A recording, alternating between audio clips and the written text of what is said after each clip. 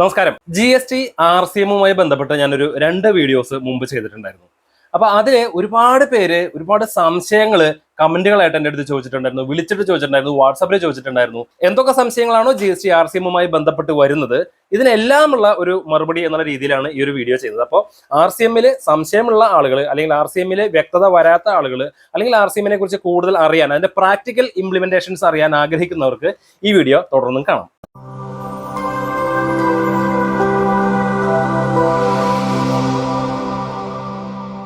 GSTയിൽ RCM applicable ആവുന്ന 2 രീതിയിലുള്ള സംഭവങ്ങളാണ് നമ്മൾ മുമ്പ് സംസാരിച്ചിട്ടുള്ളത്. ഒന്നാമത്, GST രജിസ്ട്രേഷനുള്ള ഒരു വ്യാപാരി GST രജിസ്ട്രേഷനുള്ള മറ്റൊരു വ്യാപാരിക്ക് റിവേഴ്സ് ചാർജ് അപ്ലിക്കബിൾ ആയിട്ടുള്ള ചില സർവീസുകൾ നടത്തുന്ന സമയത്ത്.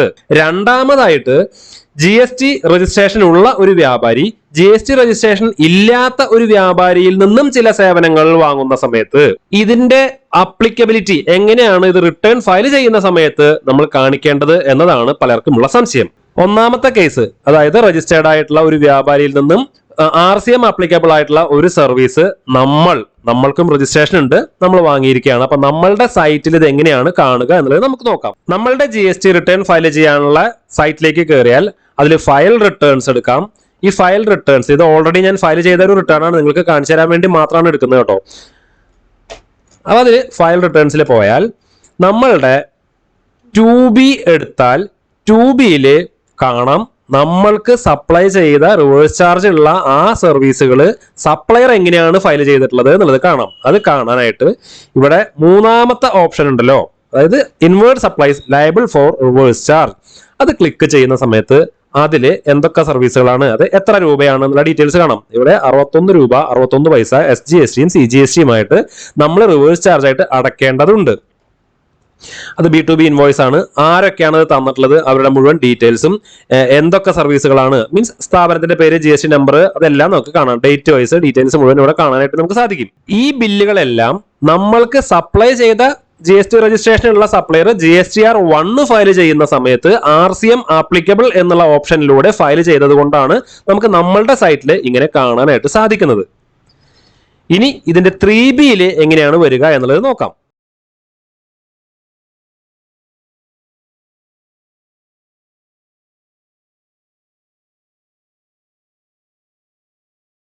ഒന്നാമത്തെ ഓപ്ഷൻ, അതായത് 3.1 എന്ന ഓപ്ഷനിൽ തന്നെ GST റിവേഴ്സ് ചാർജ് അപ്ലിക്കബിൾ ആയിട്ടുള്ള ട്രാൻസാക്ഷൻസ് കാണാം. ഇത് തന്നെയല്ലേ നമ്മൾ നേരത്തെ 2Bയിൽ കണ്ടത്. 61 രൂപ 61 പൈസ CGSTയും 61 രൂപ 61 പൈസ SGSTയും നമ്മൾ റിവേഴ്സ് ചാർജ് ആയിട്ട് അടയ്ക്കാനുണ്ട്.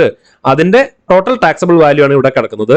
ഇത് നമ്മളുടെ രജിസ്ട്രേഷൻ ഉള്ള സപ്ലയർ GSTR 1 ഫയൽ ചെയ്തതുകൊണ്ട് നമുക്ക് സ്വാഭാവികമായും ഇവിടെ നമ്മുടെ സൈറ്റിൽ ഇവിടെ വന്ന് കിടപ്പുണ്ട്.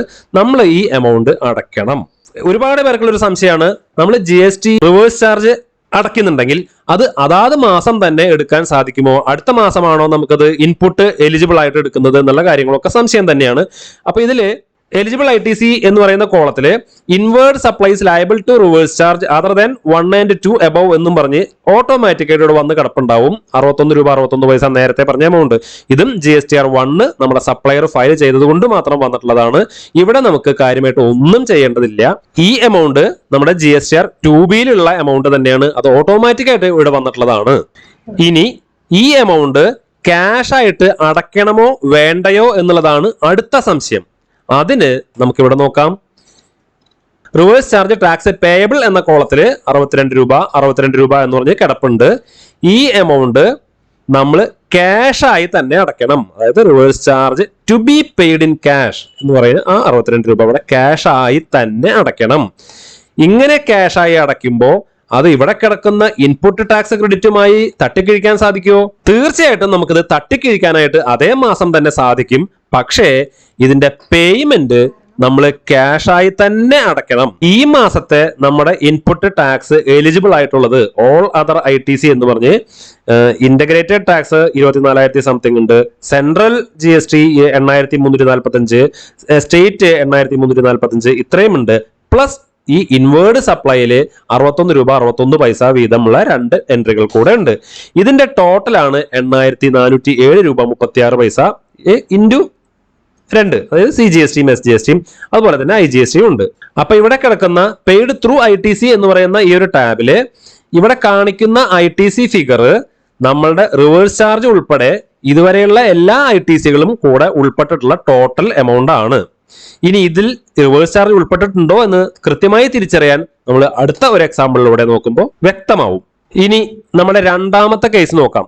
അതായത് രജിസ്ട്രേഷൻ ഉള്ള ഒരു വ്യാപാരിയാണ് നമ്മൾ. രജിസ്ട്രേഷൻ ഇല്ലാത്ത ഒരു ബിൽഡിംഗ് ഓണർക്ക് നമ്മൾ വാടക കൊടുത്തിട്ടുണ്ട്. ഈ വാടക റിവേഴ്സ് ചാർജ് അപ്ലിക്കബിൾ ആയിട്ടുള്ള എമൗണ്ട് ആണ്. അതുകൊണ്ട് തന്നെ ഈ വാടക 18%, കൊടുക്കുന്ന വാടകയുടെ 18% നമ്മൾ RCM ആയിട്ട് അടക്കേണ്ടതുണ്ട്. ഇത് എങ്ങനെയാണ് റിട്ടേൺ ഫയൽ ചെയ്യുന്ന സമയത്ത് കാണിക്കുക എന്നുള്ളത് നമുക്ക് നോക്കാം. ഈ പാർട്ടി 10-ാം തീയതിക്ക് മുമ്പ് GSTR 1 ഫയൽ ചെയ്തതുകൊണ്ട് ഇദ്ദേഹത്തിന് അടയ്ക്കാനുള്ള ടാക്സ് ആണ് ഇവിടെ കൊടുത്തിട്ടുള്ളത്. 2,96,782 രൂപയാണ് ഇയാൾക്ക് IGST ആയിട്ട് അടയ്ക്കാനുള്ളത്. ഇനി ഇൻപുട്ട് ടാക്സ് എലിജിബിൾ ആയിട്ട് കിടപ്പുള്ളത് മുൻ മാസങ്ങളിലെ ബാലൻസ് ഇങ്ങോട്ട് കിട്ടാനുള്ള എമൗണ്ടോ അല്ലെങ്കിൽ ഈ മാസം പർച്ചേസ് ചെയ്തപ്പോൾ അയാൾ കൊടുത്ത ടാക്സോ എലിജിബിൾ ആയിട്ടുള്ള ടാക്സുകളോ ആയിരിക്കാം. അതിന്റെ ടോട്ടൽ എമൗണ്ട് 57,294 രൂപയാണ്. പിന്നെ ഇയാളുടെ സൈറ്റിൽ വന്നിട്ടുള്ളത് കുറച്ച് ഇൻട്രസ്റ്റും ലേറ്റ് ഫീയും ഒക്കെ വന്നിട്ടുണ്ട്. ഇയാൾ ഡിലേ വന്നിട്ടുണ്ട് ഫയൽ ചെയ്യാനുള്ളത് എന്നുള്ളതുകൊണ്ടാണ് ഇത് വന്നേക്കണേ. ഇനി ഇവിടെ IGST കൂടാതെ മറ്റൊരു ടാക്സും അടയ്ക്കാനില്ല. നമുക്ക് GSTR 1 ഫയൽ ചെയ്തതിന് ശേഷം 3B ഫയൽ ചെയ്യുന്ന സമയത്ത് മാത്രമാണ് RCM ആപ്ലിക്കബിൾ ആവുന്നത്. അപ്പോൾ ഇതിനു വേണ്ടി 3.1 tax on outward and reverse charge inward supplies എന്ന ടാബിനകത്ത് കയറിയിട്ട് അതിനകത്താണ് റിവേഴ്സ് ചാർജ് കൊടുക്കേണ്ടത്. ഇവിടെ D കോളത്തിൽ inward supplies liable to reverse charge. നമ്മൾ നേരത്തെ പറഞ്ഞ എക്സാമ്പിളിൽ നമ്മൾ വാടകയാണ് കൊടുക്കുന്നതെന്ന് വിചാരിക്കാം. കൊടുക്കുന്ന വാടക 10,000 രൂപയാണെന്ന് വിചാരിക്കാം. 10,000 രൂപയുടെ 18% GST. അതിൽ 9% SGST, 9% CGST ആയിരിക്കും. ഇവിടെ അയാളുടെ total taxable supply as per GSTR 1 ഇത്രയാണ്. IGST പേയബിൾ ഇത്രയാണ് എമൗണ്ട്. പ്ലസ് നമ്മൾ manually inward supply liable to reverse ചാർജിൽ അയാൾ കൊടുത്ത വാടക എത്രയാണെന്ന് എഴുതി അതിന് കറസ്പോണ്ടിങ് ആയിട്ടുള്ള CGSTയും SGSTയും നമ്മൾ മാനുവലി തന്നെ റെക്കോർഡ് ചെയ്തു. ഇനി അപ്പൊ അത് കൊടുത്തപ്പോൾ ഇവിടെ പേയബിൾ ആയിട്ടുള്ള എമൗണ്ടിൽ 900 വന്നു. ഇനി ഇയാളുടെ എലിജിബിൾ ITC എന്ന കോളത്തിനകത്ത് ഒന്നും വന്നിട്ടില്ല. അയാൾക്ക് അവിടെ റിവേഴ്സ് ചാർജ് വന്നിട്ടുണ്ടെങ്കിൽ അതേ മാസം തന്നെ ആ റിവേഴ്സ് ചാർജ് എലിജിബിൾ ITCയുടെ കൂട്ടത്തിൽ എടുക്കാവുന്നതാണ്.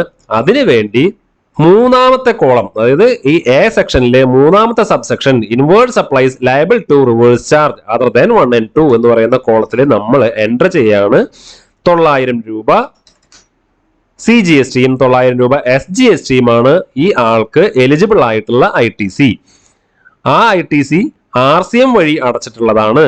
അതുകൊണ്ടാണ് നമ്മൾ ഈ RCMന്റെ കോളത്തിൽ inward supply liable to reverse ചാർജിന്റെ കോളത്തിൽ നമ്മൾ മാനുവലി എൻറ്റർ ചെയ്തത്. ഓക്കെ, അത് നമ്മളിവിടെ കൺഫേം ചെയ്തു. ഇപ്പോൾ അയാൾക്ക് ഇവിടെ 900 രൂപ അടയ്ക്കാനുണ്ട്, 900 രൂപ എലിജിബിളുമാണ്. ഇനി നമുക്ക് പ്രൊസീഡ് ടു പേയ്മെന്റിലൂടെ നമുക്ക് പോയി നോക്കാം. പ്രൊസീഡ് ടു പേയ്മെന്റ് എടുത്തു. ഇതില് ഇവിടെ എലിജിബിൾ ITC 57,294 രൂപയാണ്. അതുകൂടാതെ 900 CGSTയും SGSTയും നമ്മൾ മാനുവലി RCMന്റെ എലിജിബിൾ ITCയിൽ കൊടുത്തിട്ടുള്ള ഫിഗറാണ് ഇത്. ഈ താഴെ ഈ എമൗണ്ട് വന്നിട്ടുണ്ടാവും. 296,782 അദ്ദേഹത്തിന്റെ GSTR 1 പ്രകാരം അടയ്ക്കാനുള്ള എമൗണ്ട് ആണ്. ഇത് ഈ മാസത്തെ എലിജിബിൾ ITC ആണ്. ഇത് കൂടാതെ ITCയിലൂടെ നമ്മൾ CGSTയും SGSTയും 900 ഇവിടെ ക്ലെയിം എടുത്തിട്ടുണ്ടായിരുന്നു. ആ എമൗണ്ട് ആണ് ഇവിടെ വരുന്നത്. ഇനി നമുക്ക് പേയബിൾ എമൗണ്ട് വരുമ്പോൾ 237,688 ആണ് വരുന്നത്. അതായത് 296,782 നമുക്കൊന്ന് കാൽക്കുലേറ്റ് ചെയ്ത് നോക്കാം. ഇവിടെ 296,782 2,96,782 രൂപ മൈനസ് 57,294 രൂപ മൈനസ് 900 രൂപ മൈനസ് 900 രൂപ, അങ്ങനെ 2,37,688 രൂപയാണ് ഇവിടെ അടയ്ക്കാനുള്ളത്. ഓക്കെ, പ്ലസ് ഇവിടെ നമ്മൾ RCM ആയിട്ട് നേരത്തെ ഒരു 900 പറഞ്ഞിട്ടുണ്ടായിരുന്നില്ലേ നമ്മൾ അടയ്ക്കാനുള്ള എമൗണ്ട്. ആ എമൗണ്ട് ഇപ്പുറത്ത് ക്യാഷ് ആയിട്ട് തന്നെ അടക്കണമെന്ന് പറഞ്ഞിട്ടുണ്ട്. അതുകൊണ്ട് ഇവിടെ മൈനസ് ചെയ്തു, പക്ഷേ അത് ഇവിടെ കൂട്ടി. ഇൻ എഫക്റ്റ് എന്ത് സംഭവിച്ചു? ഈ എമൗണ്ടിൽ ഒരു വ്യത്യാസവും വന്നില്ല. അപ്പൊ ചുരുക്കത്തില് RCM എത്രയാണോ വരുന്നത് അത് ക്യാഷ് ആയിട്ട് തന്നെ അടയ്ക്കണം. അത് എലിജിബിൾ ITC ആയിട്ട് അതേ മാസം തന്നെ നമുക്ക് ക്ലെയിം ചെയ്യാനും സാധിക്കും. ഇനി അടുത്ത ഒരു കേസ് നമുക്ക് നോക്കാം. നമ്മൾ GSTR 1 ഫയൽ ചെയ്തു. അതിനകത്ത് ഈ മാസം ഒരു സെയിൽ പോലും ഉണ്ടായിരുന്നില്ല. അതുകൊണ്ട് തന്നെ നമുക്ക് 1 രൂപ പോലും അടയ്ക്കാനില്ല എന്ന് വിചാരിക്കാം. അങ്ങനെയാണെങ്കിലും ഇതൊക്കെ നമുക്ക് എലിജിബിൾ ആയിട്ടുള്ള ITCകൾ തന്നെയാണ്. പക്ഷെ ഇവിടെ നമുക്ക് പേയബിൾ ഇല്ല. ഇതിപ്പോ ഓട്ടോമാറ്റിക്കായിട്ട് വന്നതുകൊണ്ട് നമുക്കൊന്നും ചെയ്യാനില്ല എന്നുള്ളൂ. ഇവിടെ 0 ആണ് എന്ന് സങ്കല്പിക്കുക. ഇവിടെ നമ്മൾ അടയ്ക്കാൻ ഒരു എമൗണ്ടും ഇല്ലെങ്കിൽ ഈ കോളത്തിലും ഈ കോളങ്ങളിലും ഒന്നും ഒരു ഫിഗർ പോലും വരില്ല. റിവേഴ്സ് ചാർജ് ആയിട്ട് ക്യാഷ് ആയിട്ട് 900 അടയ്ക്കണം എന്നുള്ളതാണ് ഇവിടെ കിടപ്പുള്ളത്. നമുക്ക് ഈ മുകളിലെ ഫിഗർ മൈൻഡ് ചെയ്യേണ്ട, ഈ എമൗണ്ട് അടയ്ക്കണം. കാരണം റിവേഴ്സ് ചാർജ് ആയിട്ട് ക്യാഷ് ആയിട്ട് തന്നെ അടയ്ക്കണം എന്നാണല്ലോ പറഞ്ഞേക്കണേ. നമുക്ക് ഈ മുമ്പത്തെ എലിജിബിൾ ITCയിൽ നിന്നും RCM പേയ്മെന്റ് നടത്താൻ വേണ്ട പൈസ ഉപയോഗിക്കാൻ സാധിക്കുമോ എന്നുള്ളത് നോക്കാം. അതിനുവേണ്ടി ഞാനിവിടെ CGST 900 രൂപ, SGST 900 രൂപ, എനിക്ക് ഇവിടെ എലിജിബിൾ ആയിട്ടുള്ള എമൗണ്ട് ഉണ്ടല്ലോ, CGST 900, SGST 900 എനിക്ക് ക്രെഡിറ്റ് ലെഡ്ജറിൽ കിടപ്പുണ്ട്. അത് ഞാനിവിടെ ഉപയോഗിക്കാൻ ശ്രമിക്കുകയാണ്. കാരണം ഞാനിവിടെ ക്യാഷ് ആയിട്ട് അടയ്ക്കണം. ഇത്രയും എമൗണ്ട് എൻ്റർ ചെയ്തതിനു ശേഷം ഞാൻ ചലാൻ ക്രിയേറ്റ് ചെയ്യുമ്പോൾ ഓട്ടോമാറ്റിക്കായിട്ട് ഒരു എറർ മെസ്സേജ് വരും. You cannot pay more than the central tax payable amount which is 0. അടുത്ത മാസം റിട്ടേൺ ഫയൽ ചെയ്യുമ്പോൾ എമൗണ്ട് അടയ്ക്കാനുണ്ടെങ്കിൽ, അതായത് സെയിൽസിലൂടെ നമ്മൾ SGSTയും CGSTയും കളക്ട് ചെയ്തിട്ടുണ്ടെങ്കിൽ അതുമായിട്ട് സെറ്റ് ഓഫ് ചെയ്യാൻ മാത്രമേ സാധിക്കുള്ളൂ. ഈ മാസം നമുക്കത് ക്ലെയിം ചെയ്യാനായിട്ടോ അത് യൂട്ടിലൈസ് ചെയ്യാനായിട്ടോ സാധിക്കില്ല. ഈ എമൗണ്ട് അടച്ചേ തീരൂ. ഈ എമൗണ്ട് ക്യാഷ് ആയിട്ട് അടച്ചു കഴിഞ്ഞാൽ അത് നമ്മുടെ ക്രെഡിറ്റ് ലെഡ്ജറിൽ എലിജിബിൾ ITC ആയിട്ട് അവിടെ കിടക്കും. ഇത് അടുത്ത മാസം നമുക്ക് യൂട്ടിലൈസ് ചെയ്യാമെന്നാണ് നേരത്തെ പറഞ്ഞതിന്റെ ചുരുക്കം. അപ്പോൾ RCMന്റെ ഇംപ്ലിമെന്റേഷൻസ് അല്ലെങ്കിൽ RCMന്റെ ആപ്ലിക്കേഷൻസ് എല്ലാം എല്ലാവർക്കും ഒരു ക്ലാരിറ്റി വന്നു എന്ന് കരുതുന്നു. മറ്റൊരു വിഷയമായി നമുക്ക് വീണ്ടും കാണാം. ബൈ.